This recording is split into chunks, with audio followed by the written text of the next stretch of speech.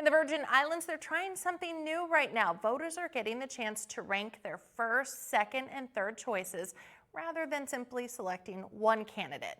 As Natalie Brand reports, supporters of so-called ranked choice voting hope it gains steam, and they're hoping it cuts through divisive presidential politics.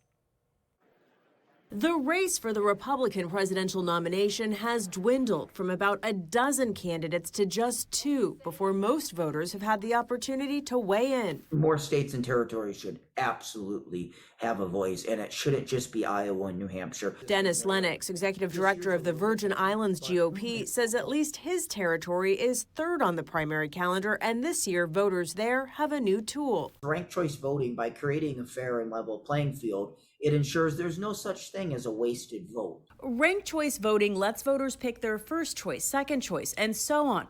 If a candidate receives more than 50% of the first choice votes, they're the winner. If not, the candidate with the fewest votes is knocked out, and those votes go to the politician people ranked next on the ballot until someone gets a majority.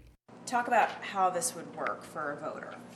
So voters have the option to rank as many or as few candidates as they want. Deb Otis with the group Fair Vote is pushing for more states to adopt ranked choice. Right now, we debate who's playing spoiler instead of talking about the issues. We force candidates out of the race before most states have even voted. In November, Alaska and Maine plan to use ranked choice voting for the general election too.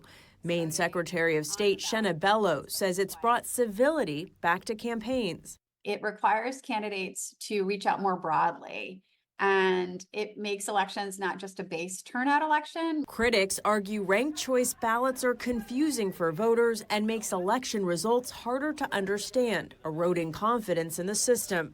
But voters we spoke to say they would like more states to give it a shot. It seems like a much more logical way of actually getting what people want. Saying more choice could be the ticket to better elections. Natalie Brand, CBS News, Washington.